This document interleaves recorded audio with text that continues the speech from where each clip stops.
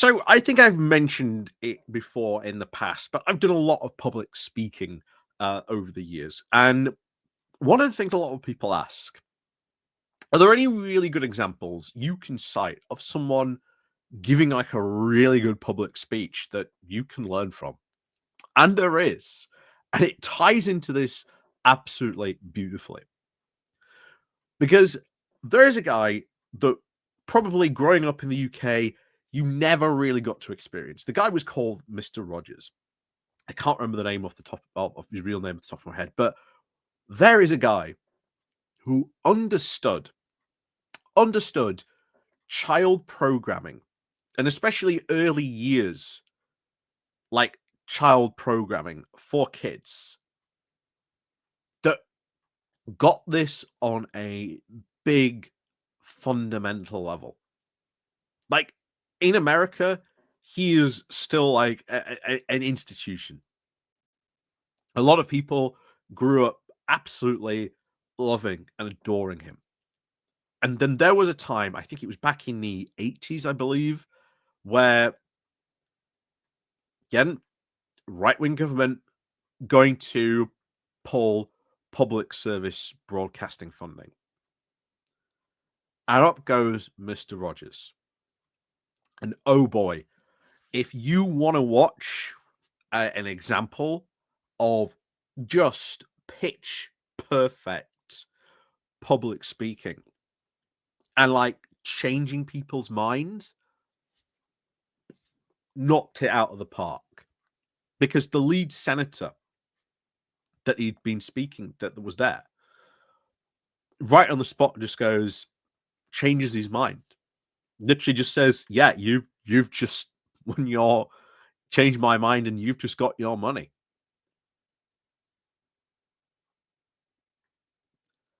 And this is something I really think now more so than ever, especially now as you've seen in America, that NPR and PBS, two of America's big public broadcasting companies, also now staring down the barrel of oblivion.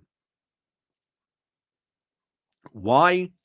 Because the right perceives those two entities as being propaganda for the left.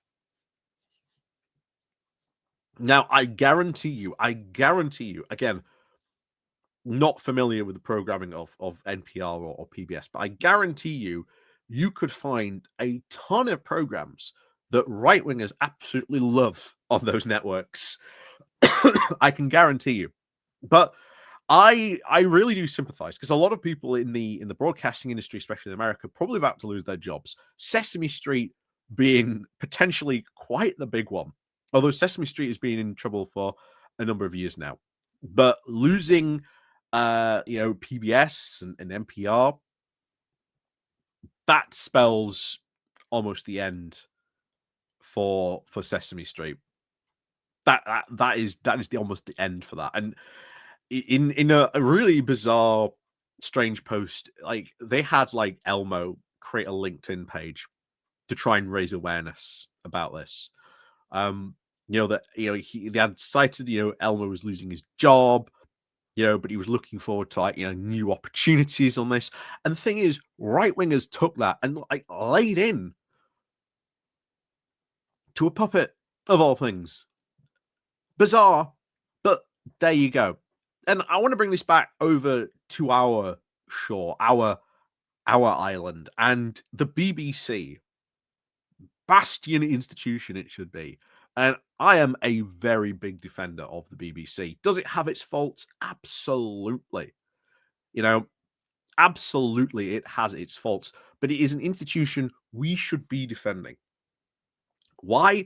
Because on the right, the BBC is this bastion of left-wing propaganda stuff. You want a perfect example? Look at the Louis Theroux documentary that the BBC did. Right-wingers immediately went after the BBC. The left didn't defend the BBC. They went after after all the stuff going on in Gaza, which again, fine, but they did not defend the BBC because a lot of those right-wing arguments were targeting specifically the BBC. This is why the BBC should be funded. This is why it should, be sold off. This is why we shouldn't have public broadcasting anymore.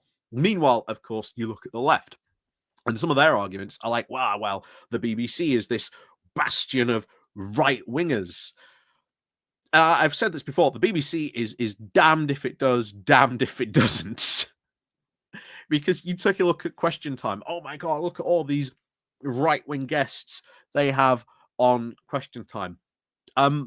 BBC doesn't produce Question Time anymore. Hasn't now for well over a decade at this point. They aren't in charge of the ones getting the guests. Should they have handed it to an outside production company?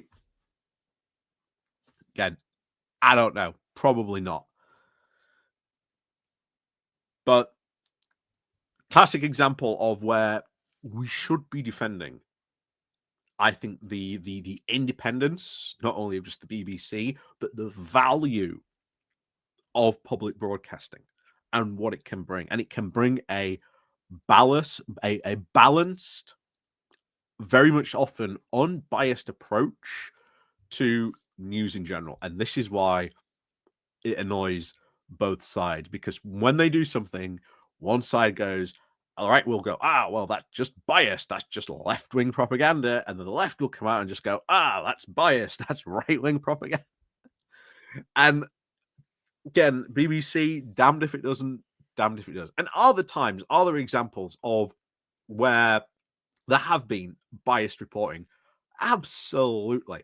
Absolutely, there have been examples. But the BBC has also done some amazing reporting on this.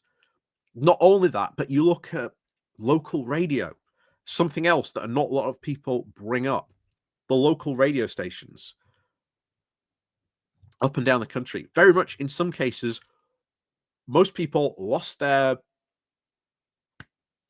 local newspaper. Those local BBC stations, very often the only way people are getting their local news.